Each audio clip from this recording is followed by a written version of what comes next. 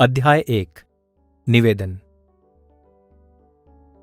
यह पुस्तक अत्यंत सभ्य व शिष्टाचारी समाज के लिए नहीं है।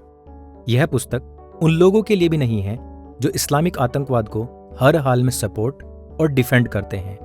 यह पुस्तक उन लोगों के लिए भी नहीं है जो लेखन की विभिन्न कलाओं में विश्वास न रखकर केवल साहित्यिक भाषा को ही समझते हैं।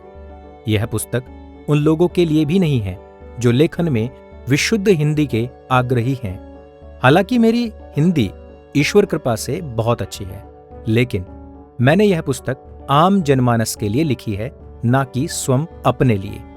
यह भारत के लिए है, मानवता के लिए है। जैसे एक मुख्यमंत्री ने कहा था कि हिंदुओं को हिंसा से बचना है तो वो मुसलमानों के एरिया में ना जाएं। जैसे मिलॉर्ड ने कहा था कि अगर कोई फिल्म देखने से हिंदुओं की भावना आहत होती है तो वो फिल्म देखने जाते ही क्यों हैं। जैसे एक ग्रोसरी वाले चाचा ने कहा था कि तुम हिंदू हो और मुसलमानों के मोहल्ले में नहीं घुस सकते। वैसे ही मैं इस किताब को पढ़ने वालों से स्पष्ट कहना चाहता हूं कि यह किताब तर्क, तथ्य व प्रमाणों अर्थात लॉजिक, रीजनिंग एंड एविडेंस के आधार पर लिखी गई है, जिसमें कहीं कहीं डार्क कॉमिक टच भी है। और इनको समझने के लिए दिल और दिमाग का सही जगह पर होना बहुत जरूरी है। अतएव जो लोग आज भी 1400 साल पुराने ख्यालातों में जी रहे हैं, उनसे यह निवेदन है कि कृपया पुस्तक से दूर रहें। यह पुस्तक आपके लिए बिल्कुल भी नहीं है। अगर आप में सच को पचाने की ताकत नहीं है तो केवल अपनी भावनाओं को आहत करवाने के लिए ये किताब ना सुने। सभी की भावनाएं बहुत बेशकीमती होती हैं और मैं मानवता के नाते सभी की भावनाओं की कद्र करता हूं, बशर्ते दूसरे हमारे बारे में क्या भावनाएं रखते हैं यह अपने परिवार के लोगों को बताना मेरा पहला फर्ज बनता है। धन्यवाद। आपका अंकुर आर्य। अध्याय 2 ढाई मोर्चे का चक्रव्यूह, क्या और क्यों। हमारे ग्रंथों में कर्मों को परिभाषित करते हुए 3 प्रकार का वर्गीकरण किया गया है: मनसा, वाचा और कर्मणा। इन्हें मन, वचन और कर्म भी कहा जाता है। मैं तीनों प्रकार की ही हिंसाओं में विश्वास नहीं करता, लेकिन मैं सच और वास्तविकता पर चुप रहने या मुंह मोड़कर खड़े होने को अहिंसा भी नहीं मानता। जैसे वैज्ञानिक का परमाणु बम बनाना हिंसा नहीं है, एक डॉक्टर द्वारा ऑपरेशन किया जाना हिंसा नहीं है, ठीक वैसे ही समाज को इतिहास के प्रत्यक्ष प्रमाणों के आधार पर आगामी दुष्प्रभावों से बचाने की बात करना भी हिंसा नहीं है।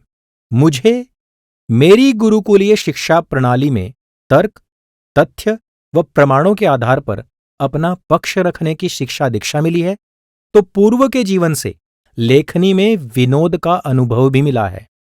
सामान्य जीवन में मेरा विनोदी स्वभाव मुझे भारी भरकम बातों को भी आसानी से कहना सिखाता है, जिसका प्रयोग मैंने हर जगह संभवतः किया है। सच एक कड़वी दवा की तरह होता है, जिसे हम नियमित लेने से कतराते रहते हैं।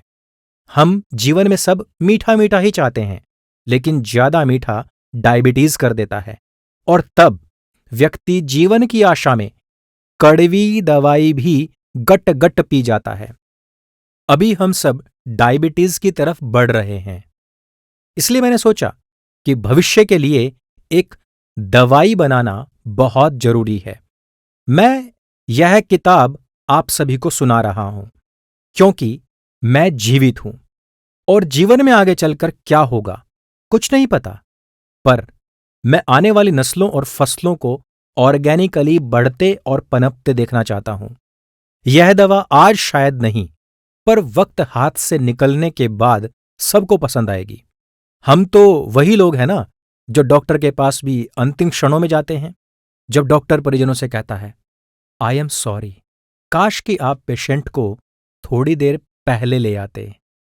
शास्त्रों में लिखा है, प्रत्यक्षम किम प्रमाणम, अर्थात प्रत्यक्ष को प्रमाण की क्या आवश्यकता। इसलिए इस किताब को प्रत्यक्ष प्रमाणों से भरना ही मेरी प्राथमिकता है। मेरी ऐसी विनती व प्रार्थना हमारे सभी श्रोताओं से है कि वो इसको स्वयं सुने, दूसरों को प्रेरित करें और अपने खोए हुए वैभव और इतिहास को जानने के साथ साथ मिटाए जा रहे इतिहास व साक्ष्यों को भी जानें। प्रथम सीडीएस जनरल बिपिन रावत जी मेरे लिए एक बहुत बड़ी प्रेरणा है। उन्होंने 2.5 मोर्चे की बात कही थी। वो एक बहुत गूढ़तम रहस्यमयी वाक्य था। हम तो उनकी बात नहीं समझ पाए, लेकिन उनकी दुखद मृत्यु पर हंसने वाला एक पूरा समुदाय जरूर ही उनके द्वारा कहे गए एक एक वाक्य को डिकोड कर चुका था। यह समय न केवल हमारे लिए दुखद था, बल्कि गुस्से से भर देने वाला भी था कि क्या देश के नागरिक, देश के महान योद्धा की अकस्मात मृत्यु पर कुछ लोग हंस भी सकते हैं। वैसे तो 2.5 मोर्चे ने खुद को उसी दिन एक्सपोज कर लिया था। यह हम ही हैं जो आज तक पूरी तरह उस मोर्चे को पहचान नहीं पाए। मैंने वर्षों तक जनरल साहब के इस वाक्य पर बहुत मंथन किया, खूब सारी पुस्तकें पढ़ी, कंपैरेटिव स्टडी की, तब जाकर मैं इस पुस्तक को लिख या बोल पा रहा हूं। मैं यह तो नहीं कहता कि मैं उनकी सोच को, उनके नजरिए को कुछ प्रतिशत भी छू पाया हूं, लेकिन एक आम भारतीय नागरिक को खुद को समझने के लिए जो सूत्र उन्होंने दिया था, एक आम भारतीय के नजरिए से और आम भारतीय की ही भाषा में मैंने इसे लिखने और बोलने का प्रयास किया है। जनरल रावत जी एक बहुत महान आत्मा है। मैं उनके विचारों पर इस पुस्तक को आधारित होने का दावा नहीं करता, पर मैं यह जरूर कहना चाहूंगा कि वो मेरे सबसे बड़े प्रेरणा स्रोत हैं। उनके जाने के बाद आधे मोर्चे ने सोशल मीडिया पर जो प्रतिक्रिया दी थी, उससे मुझे उनके सूत्र समझने में बहुत आसानी हुई। यह पुस्तक इस आधे मोर्चे की काली करतूतों के छोटे से इंसाइक्लोपीडिया की तरह काम करते हुए सभी राष्ट्रवादियों, भारतवंशियों का मार्ग प्रशस्त करेगी और उन्हें भटकने से बचाएगी, ऐसा मेरा पूर्ण विश्वास है। जो लोग शतरंज खेलते हैं, कभी उनसे पूछो कि सबसे ताकतवर मोहरा कौन सा होता है। बेशक जवाब होगा रानी। अब उनसे पूछो कि और सबसे खतरनाक? ना रानी, ना हाथी, ना ऊंट, राजा और प्यादे तो बिल्कुल भी नहीं। ताकतवर और खतरनाक होने में बड़ा विभेद है। रानी ताकतवर तो है क्योंकि उसके पास में बेतहाशा शक्तियां हैं। राजा, प्यादे, ऊंट, हाथी, सब की शक्तियां उसके पास में हैं, लेकिन फिर भी वो खतरनाक नहीं है क्योंकि वो अकेली है। उसका कोई दूसरा क्लोन नहीं है। जहां वो बैठी है वहां से वो कहां कहां जाकर वार कर सकती है, इसका अंदाजा लगाया जा सकता है। लेकिन खतरनाक का यह गुण नहीं होता। खतरनाक का गुण होता है कि एक तो उसकी चाल का पता लगाना बहुत मुश्किल और टाइम टेकिंग होना चाहिए। दूसरा कि वो रास्ते में आने वाली किसी भी रुकावट की परवाह किए बगैर अपने लक्ष्य को भेदने वाला होना चाहिए। तीसरा कि वो अकेला नहीं होना चाहिए। प्रतिपक्षी को धोखे में रखने के लिए समान शक्तियों वाला उसका दूसरा क्लोन भी होना चाहिए, ताकि पहले के मरने पर दूसरा काम करता रहे। तो अब आपको पता लगा कि कौन है सबसे खतरनाक? घोड़ा। जी हां, 2.5 कदम की चाल घोड़े को सबसे खतरनाक बनाती है। वो जहां बैठा है वहां से उसके एक साथ 8 निशाने बनते हैं। वो आपको चलता हुआ दिखाई देगा एकदम सीधा, लेकिन वार करेगा हमेशा धोखे से शिकार के बराबर में बैठकर, दाएं से या बाएं से। वो कभी सामने से वार नहीं करता। यही उसकी सबसे बड़ी खासियत है कि उसकी शक्तियां केवल और केवल उसी के पास हैं जिनको कोई कॉपी नहीं कर सकता। और जो चीज उसे अद्वितीय बनाती है वो है उसका रास्ते की समस्याओं, अड़चनों को लांघते हुए सीधे दुश्मन पर वार करना। कोई आर्मी, कोई मिलिट्री, कोई पुलिस उसे अपने प्रतिपक्षी को मारने से नहीं रोक सकती। यही 2.5 कदम की चाल हमारा विषय है। एक ऐसी चाल जिसका पता लगाना बहुत कठिन और टाइम टेकिंग है। आपको लगता है कि बात बहुत सीधी सादी सी है, लेकिन वो कब में आपके साथ आपके बराबर में बैठकर आपको खंजर भोंक दे, आपको भी पता नहीं लगता। ये वो चाल है जो कभी किसी सेना या पुलिस के कब्जे में नहीं आई और सैकड़ों वर्षों से आपके अस्तित्व के लिए खतरा बनी हुई है। यह सामने से दिखने वाला दुश्मन भी नहीं है जिसे पकड़ा या मारा जा सके। यह एक नैरेटिव है जो दिखाई नहीं देता, पर सुना जा सकता है, महसूस किया जा सकता है। इसके हथियार तो दिखाई नहीं देते, पर इसके द्वारा किए गए कत्ल जरूर दिखाई देते हैं। यह ऐसी चाल है जिसे समझना मुश्किल है, पर नामुमकिन बिल्कुल भी नहीं। 2.5 मोर्चे का 2.5 कदम वाला चक्रव्यूह, जिसके पाश में आज अधिकतर गैर मजहबी देश हैं। कोई एक भी कदम इधर से उधर हुआ तो उसका पूरा गेम ही चेक एंड मेट हो जाता है। इसमें एक सबसे बड़ा रहस्य हम में से कोई नहीं जानता। शतरंज के मोहरे लकड़ी के होते हैं और लकड़ी के घोड़े की कहानी हम सब ने बचपन में सुन रखी है। ट्रोजन हॉर्स वाली कहानी, जिसमें लकड़ी के घोड़े के भीतर छिपकर दुश्मन की सेना ट्रॉय नामक देश में घुसकर सब कुछ जलाकर नष्ट कर देती है। युवा, वृद्ध, महिलाएं, बच्चे, सबको मार दिया जाता है। लेकिन आपकी किस्मत इतनी अच्छी नहीं है। आपके देश में एक नहीं बल्कि 2-2 ट्रोजन हॉर्स घुसे हुए हैं। 1947 में आप भी ट्रॉय की तरह ही एक युद्ध जीते थे, लेकिन उसके साथ ही पूरे युद्ध के दौरान दूर हाथ बांधे खड़े 2 पोप ने रणभूमि से 2 ट्रोजन हॉर्सेस को अपने देश में शरण दे दी थी। 2 पोप कौन थे और वो 2 ट्रोजन हॉर्स कौन थे, आप थोड़ी ही देर में जान जाएंगे। यह पुस्तक क्यों? इस बात का जवाब देते हुए मैं एक आंकड़ा आपके सामने रखना चाहता हूं।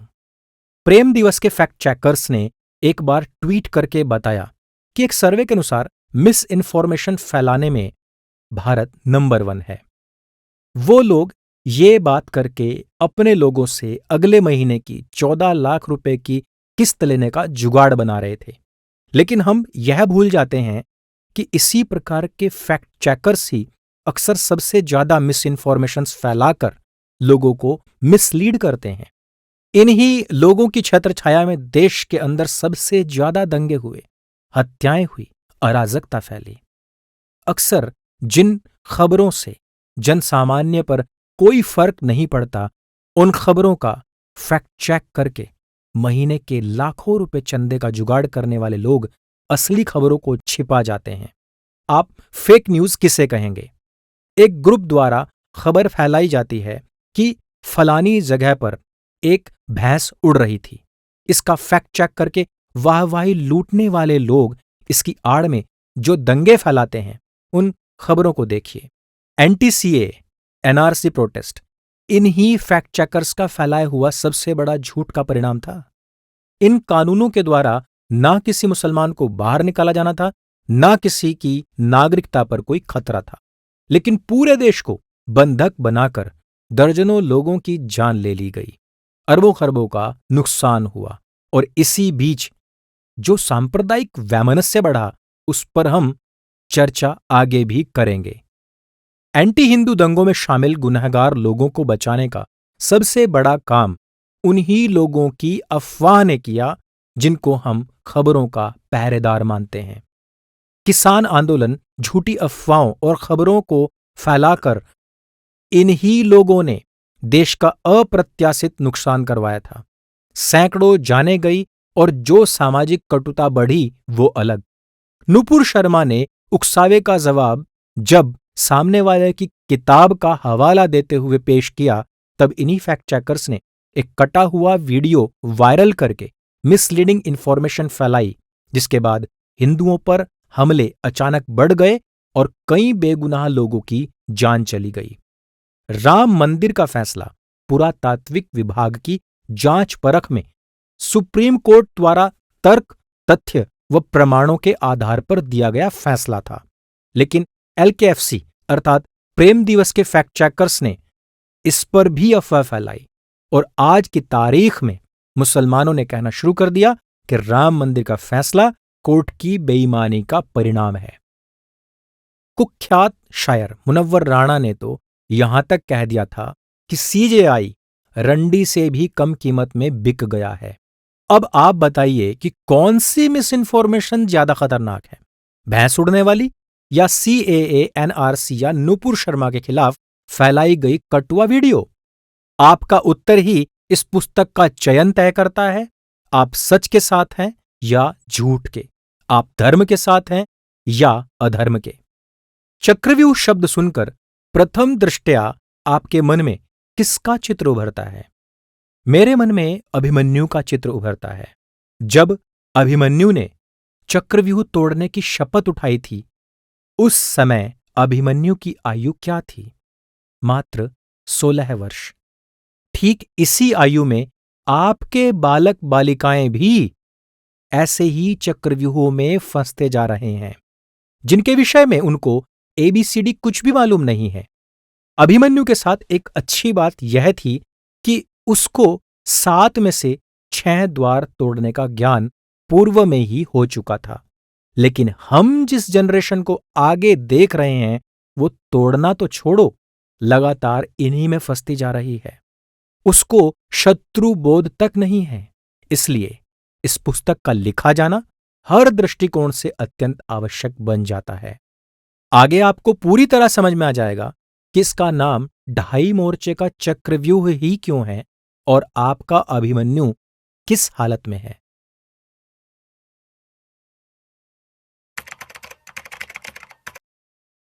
अध्याय 3। दीन का रिश्ता बड़ा ही प्यारा है। वैसे तो इजराइल और गाजा पट्टी अर्थात हमास के बीच आए दिन कुछ न कुछ चलता ही रहता है, लेकिन सबसे खास युद्ध देखने को मिलता है भारत में। एक तरफ तो हमास के आतंकियों को अपना मियाँ भाई बोलकर सपोर्ट किया जाता है, वहीं दूसरी ओर यदि भारतवंशी मानवता के नाते इजराइल को सपोर्ट कर दें तो उन्हें अमानवीय कहकर अभद्र गालियां दी जाती हैं। उनसे पूछा जाता है कि तुम्हारा इजराइल से कौन सा रिश्ता है? हमारा तो गाजा से दीन का रिश्ता है, कौम का रिश्ता है, मजहब का रिश्ता है। पर यहूदी तुम्हारे क्या लगते हैं? एक और महत्वपूर्ण काउंटर दिया जाता है कि इजराइल पर बोलने से पहले मणिपुर पर क्यों नहीं बोलते हो? वहां भी तो महीनों तक हिंसा चली थी, वहां पर भी तो लड़कियों के साथ अभद्रता हुई थी, वहां क्यों नहीं बोलते? और आयरनी की हद तो देखो कि जो यह कहते हैं कि वंदे मातरम ना गाना हमारा दीनी हक है, जो कहते हैं कि राष्ट्रगान पर खड़ा ना होना हमारा फ्रीडम टू चॉइस है, हम पाकिस्तान की टीम या आर्मी को सपोर्ट करते हैं, तो हमसे भारत के प्रति देशभक्ति का सबूत नहीं मांगा जाना चाहिए, जो कहते हैं कि भले ही गाय तुम्हारी पूजनीय हो, लेकिन तुम मुझे उसे खाने से नहीं रोक सकते क्योंकि यह अधिकार मुझे संविधान देता है और कोई धर्म, जाति, सरकार, संगठन इस बात को निर्धारित नहीं कर सकता कि मुझे क्या खाना चाहिए और क्या नहीं। वही लोग भारतवंशियों के बारे में यह तय कर रहे हैं कि उन्हें किस बात पर बोलना चाहिए और किस बात पर नहीं। वाह! इस दोगलेपन की पराकाष्ठा को दोगलापन कहना भी दोगलेपन की तौहीन होगी। इसके लिए कोई अच्छा सा नया शब्द खोजकर आप मुझे ईमेल करें, अगली रचना में उसी को स्थान मिलेगा। अच्छा चलिए, मान लेते हैं कि गाजा वाले इनके मियाँ भाई हैं, ये उनको सपोर्ट करते हैं, लेकिन क्या सच में बस यही बात है? होती तो मैं मान लेता, पर यह बात है नहीं। ये दुश्मनी इन्हीं की पैदा की हुई है। सही बुखारी बुक संख्या 41, हदीस संख्या 6984 और 85। इन काफी सारी हदीसों में यहूदियों के नरसंहार को जस्टिफाई किया गया है, जिस पर हम आगे भी जिक्र करेंगे। यहां महत्वपूर्ण यह है कि चाहे अब इजराइल की गलती हो अथवा ना हो, इनकी किताब में आ गया कि इनको निपटाना ही है, तो भाड़ में गई मानवता, भाड़ में गया न्याय, भाड़ में गई शांति और वैश्विक छवि। किताब का आदेश है तो 56 देश एक हो जाने चाहिए। चलिए हो जाइए एक, किसी को उसमें भी आपत्ति नहीं है। लेकिन भारतवंशियों से झूठ बोलकर अपने लिए या गाजा के आतंकवादियों के लिए सिंपैथी इकट्ठा करने की क्या जरूरत है? खुलकर बोलो ना कि 1400 साल पुराना आदेश है, तो भले ही हमास ने बॉर्डर तोड़कर छोटे छोटे शिशुओं, लड़कियों, महिलाओं को किडनैप किया हो, हम उनकी आलोचना नहीं कर सकते। सीधे कहो कि 7 अक्टूबर 2023 को जो 1400 इजरायली मारे, बच्चे मारे, बलात्कार किया हमारे हमासी भाइयों ने, उन पर हमें फक्र है। सीधा बोलो ना। जब किताब ने कह दिया तो क्या कर लेगा यूएन? कहीं भी तेल लेने जाए ह्यूमैनिटेरियन। फिर यह क्यों बोलते हो कि मणिपुर पर भी बोलो? मणिपुर की आड़ मत लो, क्योंकि उस पर सब बोल चुके हैं। और चलो मणिपुर पर और भी बोल लेंगे, लेकिन जब तुमको हमारा बोलना ना बोलना ही तय करना है, तो कश्मीर के नरसंहार पर, पश्चिम बंगाल में मारे जा रहे लोगों पर, केरल में होते धर्मांतरण पर, झारखंड में हिंदू रैलियों पर हो रहे हमलों पर, पाकिस्तान में मारे जा रहे हिंदुओं और सिखों पर, नुपुर शर्मा को सपोर्ट करने वालों की हत्याओं पर बोलने को क्यों नहीं कहते हो? या जो बोलते हैं उनकी गर्दन क्यों काट देते हो? काटने वालों को जस्टिफाई करने और उनके केस लड़ने के लिए क्यों आते हो? तब कहां घुस जाती है इनकी मानवता? या वो सिर्फ हमासियों के लिए ही बचा कर रखी हुई है? यह भी यही लोग तय करेंगे कि किन चुनिंदा विषयों पर भारतवंशियों को बोलना चाहिए और किन पर नहीं। जो विषय इनके लिए एक भी क्रॉस क्वेश्चन खड़ा करने में समर्थ हो, ये लोग उस विषय को विषय, घटना को घटना, सवाल को सवाल और हत्या को हत्या मानने से ही इनकार कर देते हैं। आप कुछ मत सोचिए, बस इतना सा सोच लीजिए कि जो लोग आज आपको इजराइल का छोड़कर भारत का सोचने को कह रहे हैं, वो वही लोग हैं जो खुद 10,30,000 स्क्वायर किलोमीटर एरिया काटकर पहले ही 2 देश भारत से ले चुके हैं, जो कि पूरे इजराइल से लगभग 6 गुना से भी ज्यादा बड़ा एरिया है। वक्फ के नाम पर पड़ोसियों और सरकारों की जमीन पर भी कब्जा कर चुके हैं और रह रहकर फिर से अलग देश की डिमांड करते रहते हैं। ऐसे में आपको अपने देश के बारे में सोचने की हिदायत देने वाले खुद कभी इस देश के बारे में सोचते हैं, या उनके दिलों की धड़कनें हमेशा उम्माह के लिए ही धड़कती रहती हैं? यही सब हमारे विचार बिंदु हैं। भारतीय इतिहास ऐसी सैकड़ों हजारों घटनाओं से भरा पड़ा है, जिनमें न केवल भारत की छाती जिहादी हथियारों से बींधकर लहूलुहान की गई, बल्कि ऊपर से सारा इल्जाम भी भारतवंशियों पर ही डाल दिया गया। शिक्षा, तर्क और समसामयिक घटनाओं के प्रति अवेयरनेस का अभाव इतना है कि हम ऐसे इल्जाम सुनते ही खुद से, अपने पूर्वजों से और अपने इतिहास से घृणा करने लगते हैं। एक ऐसे इंफीरियरिटी कॉम्प्लेक्स में घिर जाते हैं कि हम अपने आप को, अपने धर्म, अपने परिवार और देश की पहचान तक को स्वयं से विभक्त करने लगते हैं। ऐसे में अकेला पड़ा कोई भी आम नागरिक शिकार होता है उस वामी जिहादी भीड़ का, जो अब तक आपके लिए यह सब मिसकंसेप्शंस की बिसात बिछा रहे थे। यही कारण है कि कुछ बिंदुओं पर प्रकाश डालना अत्यंत आवश्यक है। वो बिंदु जिनका अर्थ का अनर्थ करके आपके सामने बड़ी ही चालाकी से प्रकट किया गया है। जिनके इलाके संवेदनशील, जुम्मे का खास दिन अति संवेदनशील और त्योहार अत्यंत संवेदनशील हों, ये बेस्ट मार्केटिंग का ही परिणाम है कि लोग फिर भी उनको रिलीजन ऑफ पीस कहते हैं। दुनिया में कहीं भी कुछ भी घटित हो, इंडियन मेजोरिटेरियन माइनॉरिटी उसको अपने दिल दिमाग पर ले लेती है। फिर होता है जोरदार विरोध प्रदर्शन, आगजनी और तोड़फोड़ शुरू।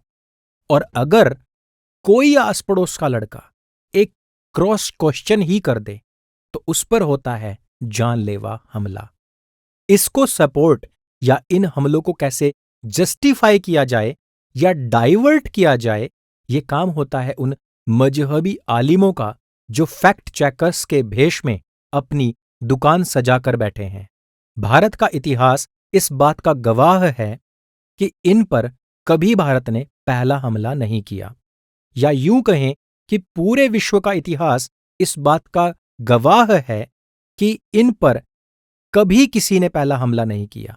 जहां तक बात रही भारत की, तो आज तक जितने भी अशांति देश में हुई है, उसमें हिंदुओं ने पहल नहीं की। सनातन सदा समापन तो करता आया है, पर पहला वार कभी किसी पर नहीं किया।